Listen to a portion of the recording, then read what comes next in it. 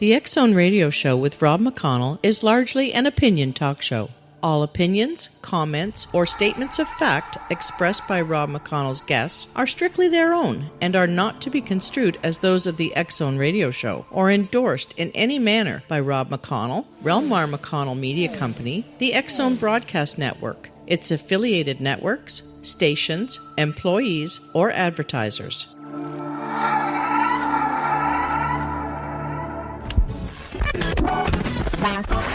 All Hit Radio.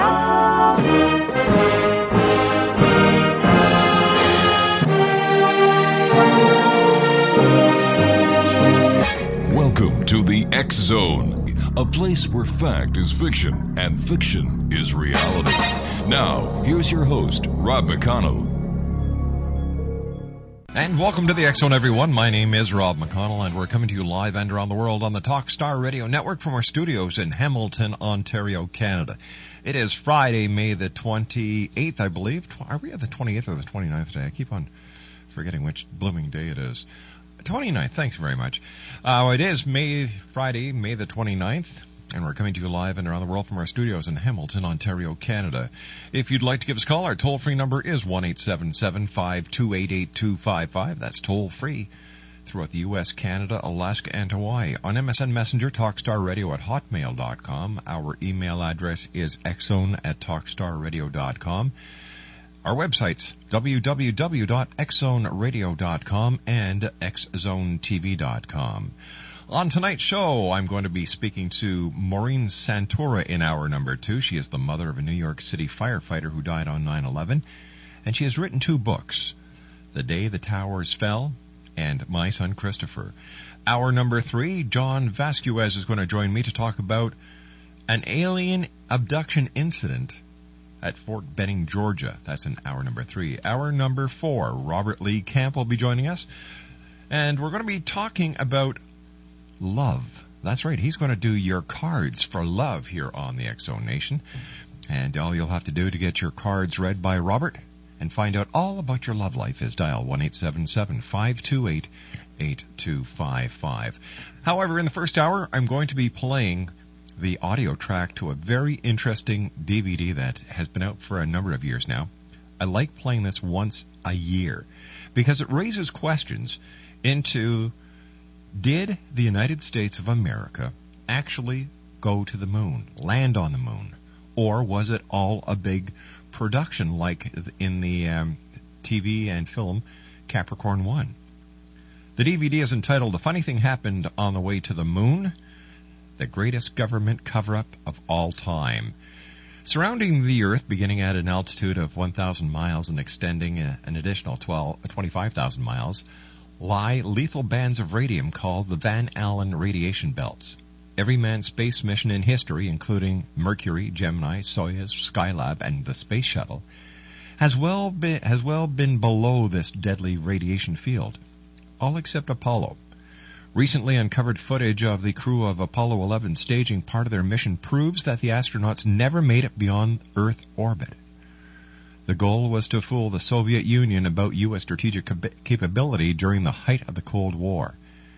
Deceit, greed, and injustice. A sad thing happened on the way to the moon, and the truth will astound you. A funny thing happened on the way to the moon. Their website is www.moonmovie.com. That's what we're going to be talking about this first hour here on the X-Zone. Today is Friday, May the 29th, and on this date in history in 1848, Wisconsin, all by itself, became the 30th state in the U.S. In 1961, the very first food stamps were issued by the U.S. government, and on this date in 1968, the Truth in Lending Act was signed. Today is, already it's the last Friday in May. What a blur. Noel Gallagher, Melissa Etheridge, Annette Benning, LaToya Jackson, and composer Danny Elfman all celebrate their birthdays today.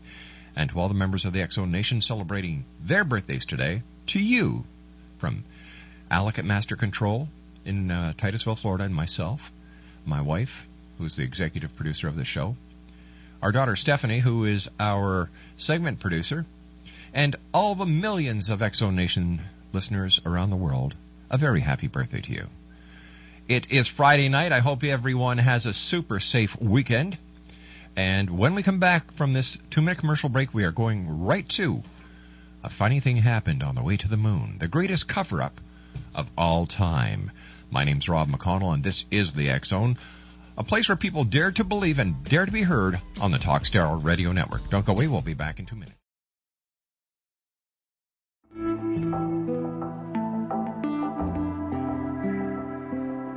Take a step back in time and discover old Florida cuisine at Marsh Landing Restaurant in Fellsmere. Enjoy delicacies such as frog legs, gator tail, catfish, and swamp cabbage, or enjoy the more traditional cuisine like hand-cut Angus steaks, ribs, and seafood. Join us for breakfast with a southern flair featuring sweet potato pancakes, biscuits, and gravy, and much more. Planning a party? Marsh Landing's private dining room can accommodate groups from 8 to 80 people. While you're visiting, enjoy the historic pictures, artifacts, and stories that line the walls. Marsh Landing is truly a unique experience. Marsh Landing Restaurant, 44 North Broadway in historic Fellsmere, or visit marshlandingrestaurant.com. Marsh Landing, old Florida cuisine at its best.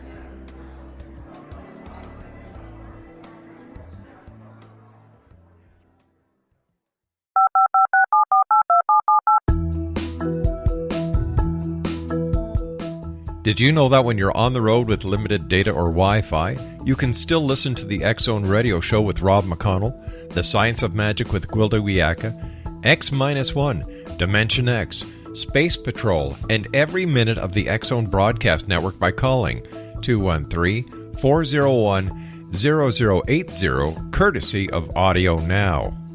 No smartphone, app, or internet needed. It saves your data plan, and it's free if you have unlimited minutes. Call 213-401-0080 to listen on any phone, anytime, anywhere. Remember 213-401-0080 for the best of the paranormal, parapsychology, and sci-fi radio programming anywhere, 24/7, 365.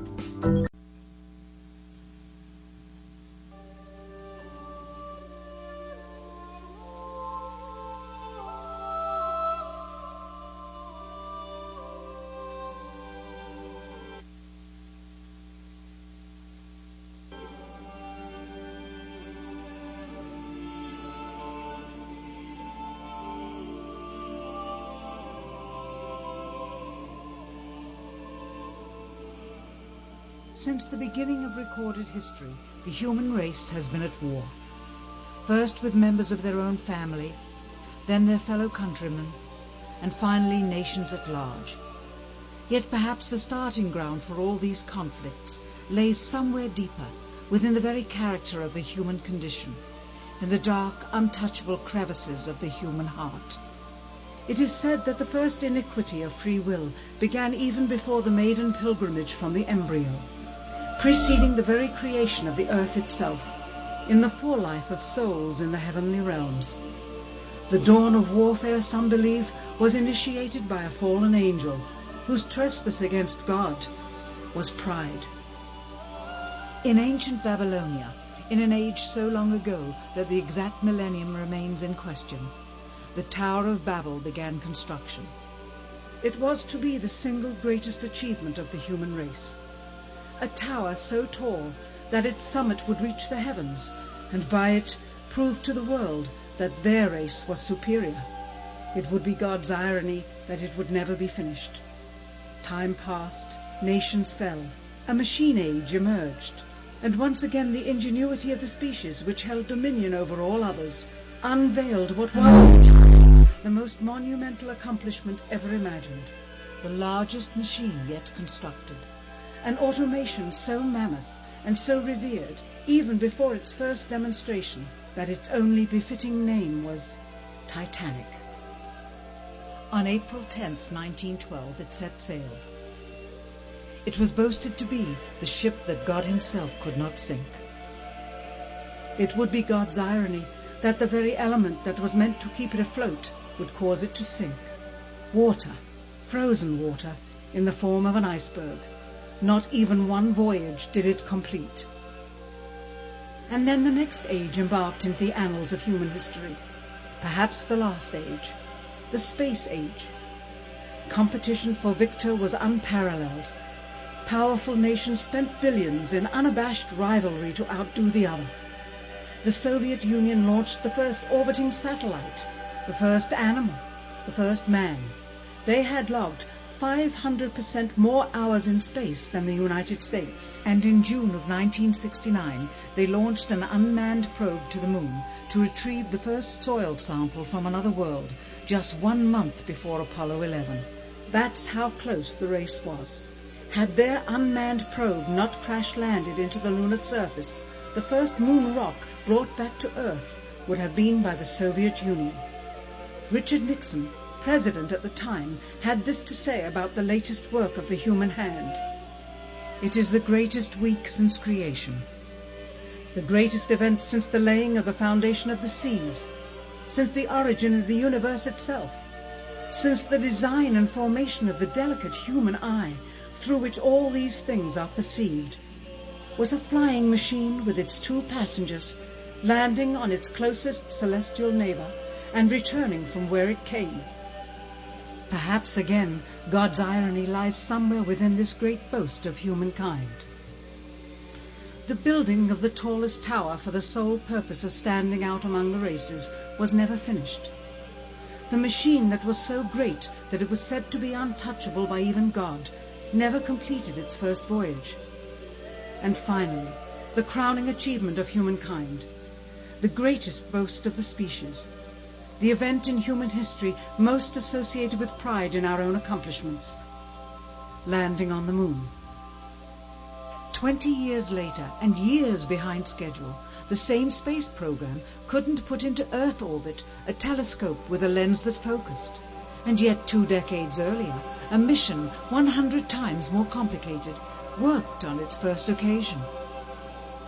With close scrutiny of the motives of the zealous Nixon administration, a critical examination of the entirely government-controlled press coverage, and newly discovered footage of the crew of Apollo 11 staging part of their mission, we wish to detail what may come to be the greatest government conspiracy of all time.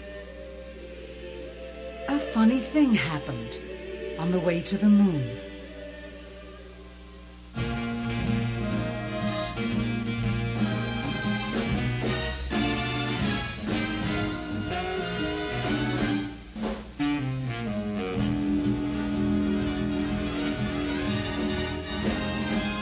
Come and take a trip in my rocket ship. We'll have a lovely afternoon. Kiss the world goodbye, and away we'll fly. Destination moon.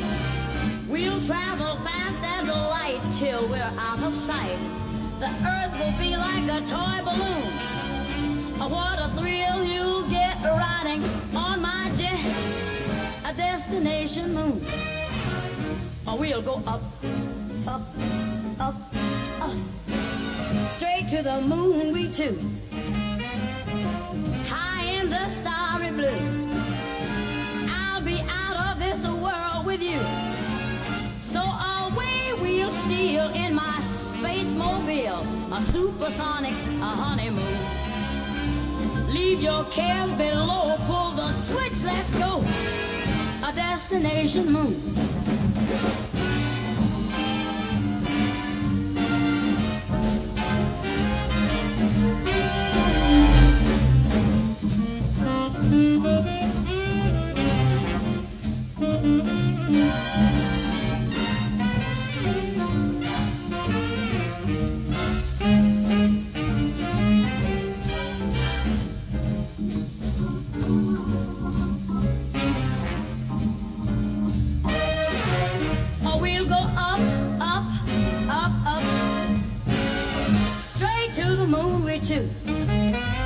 We'll be high in the starry blue.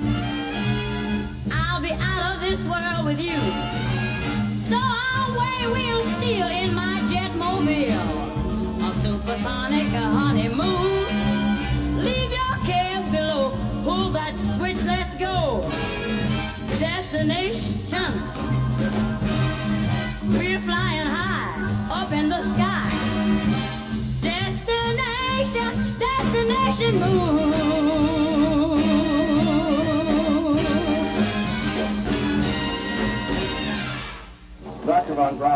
How would you say we stand in relation to the Russians, and do you think we can ever catch up? I'm convinced that in the space field, the Russians are ahead of us, particularly in large weightlifting capability, and that at the moment the problem is not so much to catch up, but first build up the working speed that they have already demonstrated. After we are running as fast as they do, there's still a considerable gap to close, and only the future will tell whether we'll manage to close that gap. We cannot and will not ever get into this race as we should, so long as all of our objectives are short-term objectives. We've got to have no finite end to our objectives. The end of our objective should be as far as we can see at any given time, but right now we need a 10 to 12-year program that has as its ultimate goal the manned domination of space. And if we don't, we're going to be in trouble. I believe that this nation should commit itself to achieving the goal before this decade is out of landing a man on the moon and returning him safely to the earth. We must assure our preeminence in the peaceful exploration of outer space, focusing on an expedition to the moon in this decade. T-minus 60 seconds and counting. We passed T-minus 60. 55 seconds and counting. Neil Armstrong reported back when he received the good wishes. Thank you very much. We know it will be a good flight. Good luck and Godspeed. 40 seconds away from the Apollo 11 liftoff. All the second stage tanks now pressurized. 35 seconds and counting. We are still go with Apollo 11. 30 seconds and counting. Astronauts report it feels good. T-minus 25 seconds. 20 seconds and counting. T-minus 15 seconds. Guidance is internal. 12, 11, 10, 9. Ignition sequence start. 6.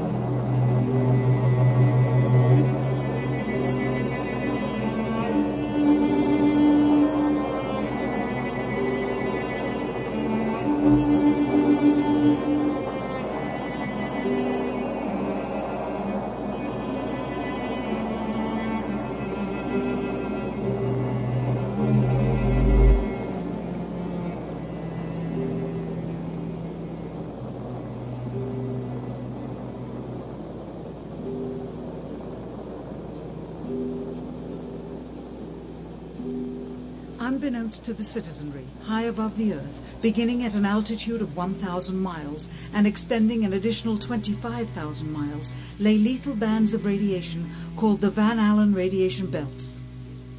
Every space mission in history with humans on board, from both the United States and Soviet Union, from the first in 1961 to the present, has been well below this deadly radiation field.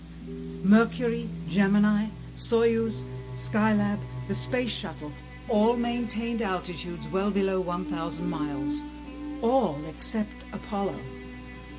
We're going to hold it there, and we'll be back with more of A Funny Thing Happened on the Way to the Moon, the greatest government cover-up of all time. It's available at www.moonmovie.com. That's www.moonmovie.com. This is the X-Zone Broadcast Network, broadcasting worldwide on broadcast affiliates and satellite program providers, including CNN Broadcast Network, Sirius Satellite Network, Star Media, Good News Radio Network, Angel Broadcast Network, Wiki Broadcast Network, and WPBN TV. For more information on the X-Zone Broadcast Network, visit us at www.xzbn.net.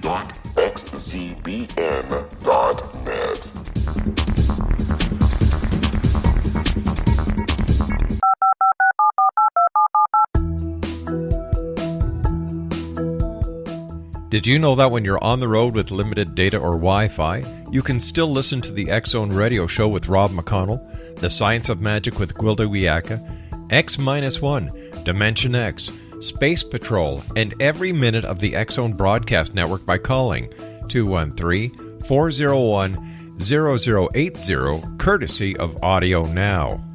No smartphone, app, or internet needed. It saves your data plan, and it's free if you have unlimited minutes. Call 213-401-0080 to listen on any phone, anytime, anywhere. Remember, 213-401-0080 for the best of the paranormal, parapsychology, and sci-fi radio programming anywhere, 24/7, 365. 100 hours in space for every 20 hours of the U.S. In order to survive the hour-and-a-half journey through this radiation field necessary to reach the moon and return, solid lead shielding between the astronauts and the exposure outside would be required. The mammoth Saturn V rocket used by Apollo was already 35 stories tall and weighed as much as a battleship. To add additional tonnage in the form of a lead barrier completely surrounding the crew members would have made it impossible for the vehicle to get off the ground. That is why the Soviets, though more advanced, only sent an unmanned probe to the moon. The Apollo spacecraft's narrowest shielding was less than 1/8 of an inch of light aluminum. In 1998, the space shuttle flew to an altitude of 350 miles, one of its highest altitudes ever, hundreds of miles below the beginning of a field of radiation that was so severe that the astronauts inside of their shielded spacecraft and inside of their shielded spacesuits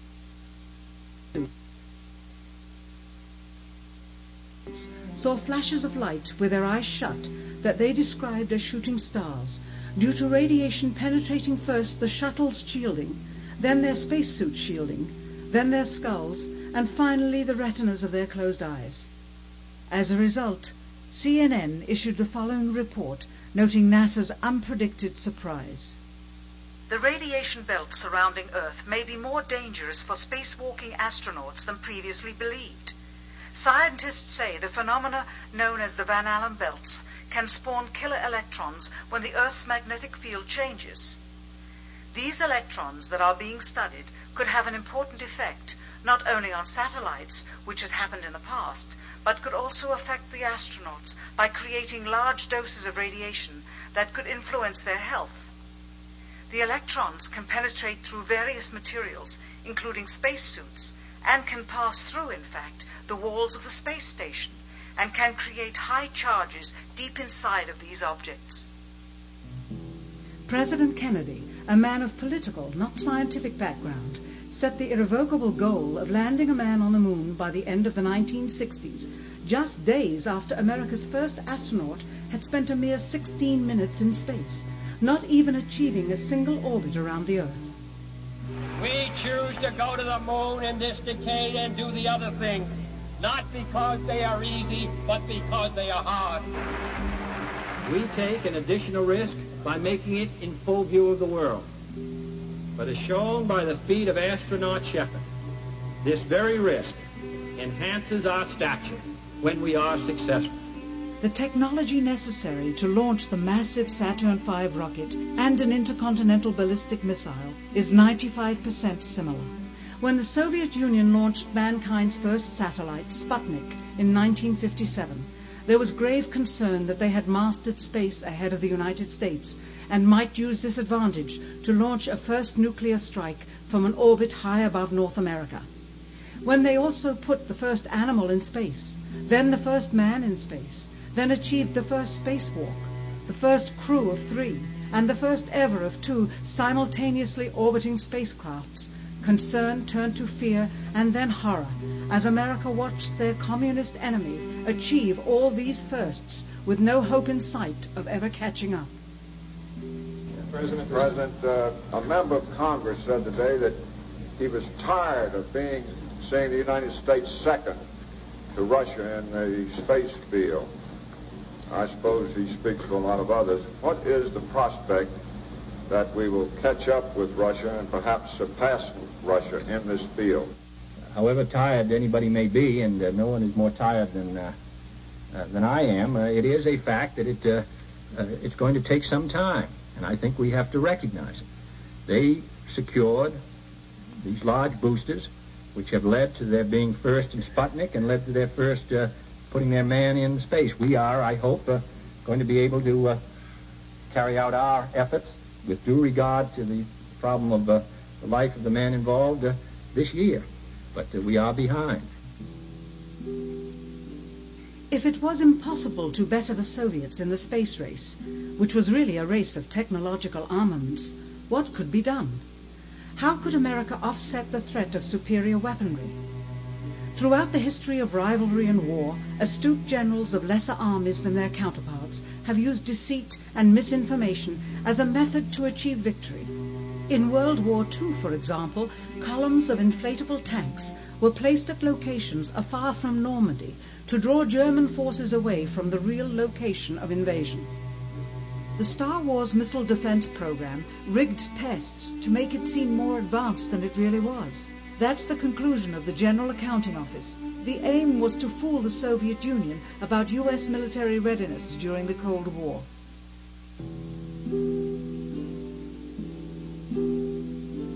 Certainly, it was not possible to fool just the Soviets about U.S. strategic capability in the 1960s, while somehow informing 200 million Americans of the truth secretly. In order for them to believe the United States had the capability to go to the moon, everyone would have to believe it. Furthermore, the pride of a nation was at stake, and the goal of a martyr, not to mention the growing unrest domestically of a government throwing tens of thousands of lives away in a foreign war riddled with contradiction and ambiguity. In addition, the Apollo program had already spent billions of dollars. If it failed to achieve its goal with such an investment, it would indeed be a large and bitter pill for the taxpayers to swallow. The cost of the program, whose sole goal was to be the first to plant a flag on the lifeless rock just outside the Earth, if adjusted for inflation to the 21st century, was $135 billion. With a profit margin of just 7%, this would be equal to over $9 billion profit going to the privileged contractors chosen by their friends at NASA. If the machinery was in fact only achieving Earth orbit, as other earlier missions had already done, then the completion and functionality of the other components would not have been as important, and even more profit would have been made. $135 billion could feed 2 million people for their entire lives. It could also buy 2 million two-bedroom houses. Yet how could such an undertaking be kept secret, and for such a long time?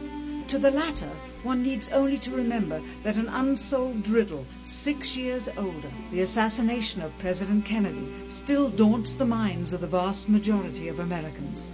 As apparent of a conspiracy as his assassin being assassinated himself, the truth of the matter has still escaped history. In keeping a secret of the magnitude of the Apollo missions being fraudulently created, one turns to the Manhattan Project for comparison.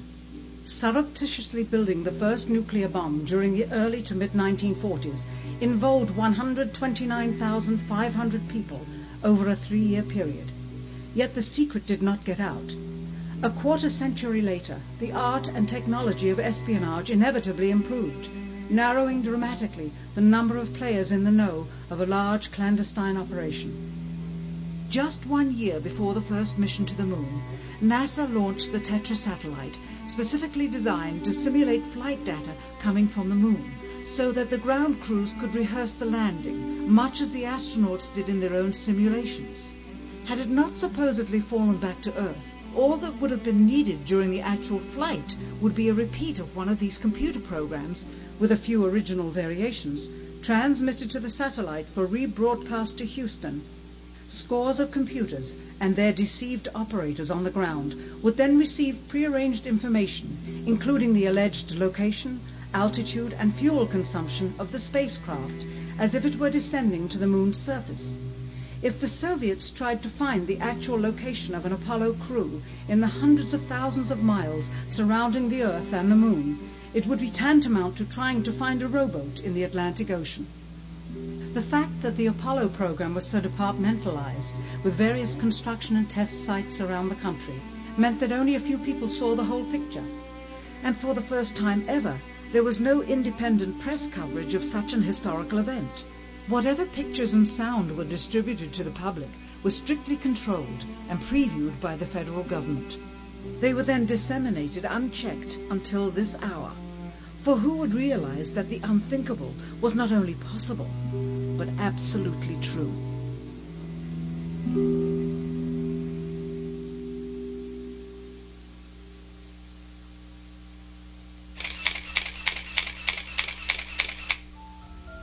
And what of the photographs? What do they tell us? On 3 separate occasions, our office asked NASA's Public Relations Department for every single picture of an astronaut on the surface of the Moon, just during the maiden voyage of Apollo 11. Many duplicates were sent. In all, fewer than 20 pictures were found, including first-hand investigation on site at the agency's vaulted archives. Quite surprising, considering the historical significance of the event. These very photographs are the same ones circulated year after year on anniversary commemorations. It is estimated that in just the first 60 minutes on the Moon, motivated by the tenuous nature of the circumstances, many more exposures could have been expediently taken. Also surprising is the scarcity of photographs of the mission's chief pioneer, Neil Armstrong.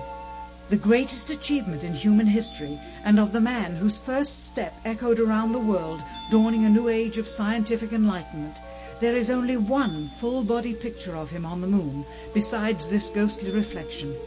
This one, taken by an automatic camera mounted on the side of the lunar module. Perhaps he feared liability should the whole conundrum later become unraveled.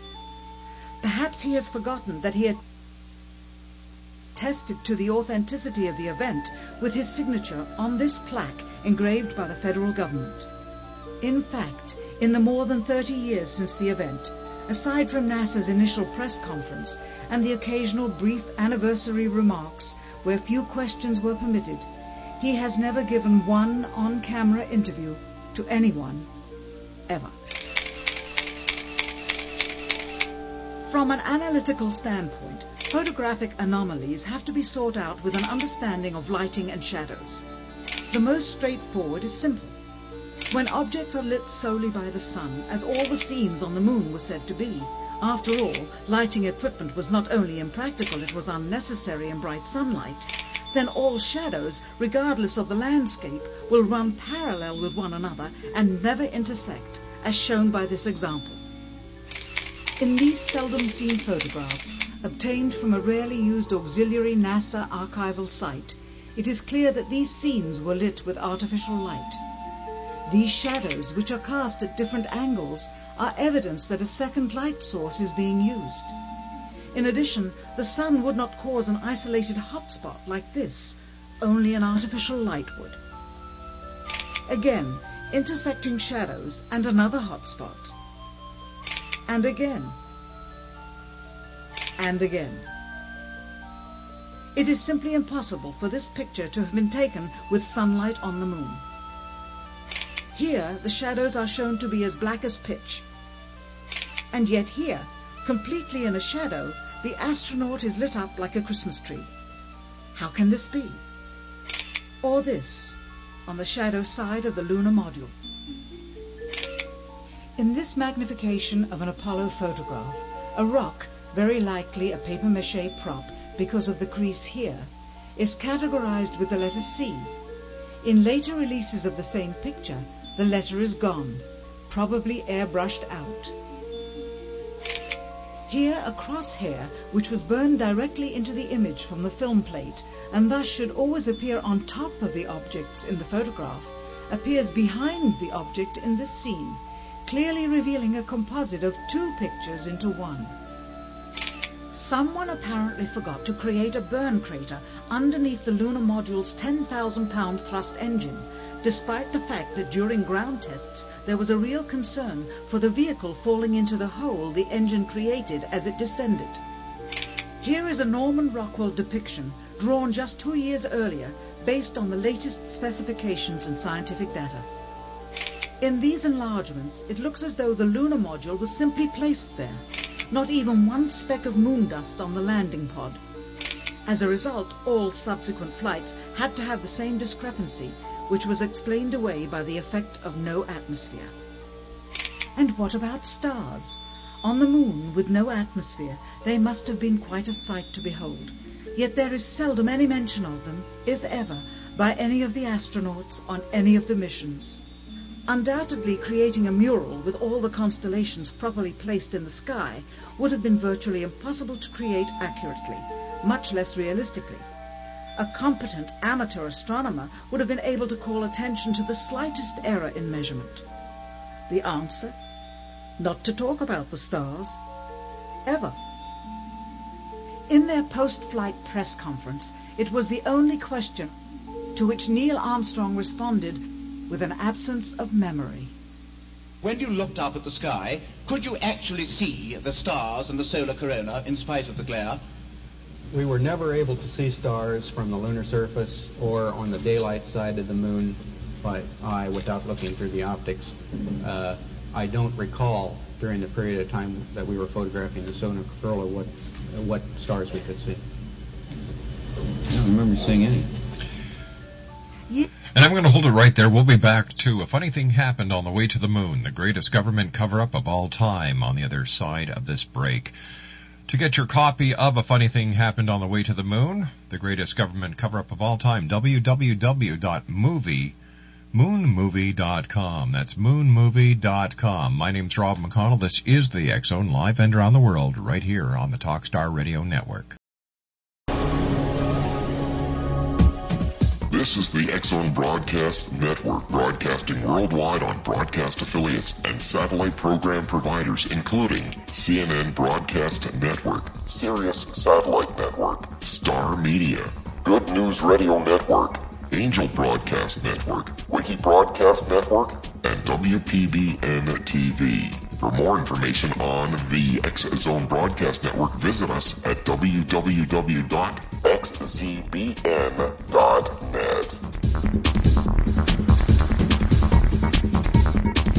19 Sergeant Central. 19 Sergeant check. Officers on the scene. Hi, I'm Larry Lawson, host of Paranormal Stakeout. With over 36 years in law enforcement, I have learned a few things. The most important is the proper gathering and preservation of evidence is vital to putting the bad guy behind bars. It's no different in the world of paranormal investigation. Whether it's the search for the afterlife, cryptozoology, UFOs, and extraterrestrials, how we gather the evidence, preserve that evidence, and present it to a jury of our peers will make the ultimate difference in proving the existence of worlds and entities that are beyond our imagination. Join me, Larry Lawson, every week on Paranormal Stakeout when, along with my guests, we'll take a journey to prove with indisputable evidence what man has struggled to believe for centuries. Go to xzbn.net for the broadcast schedule and check me out at paranormalstakeout.com.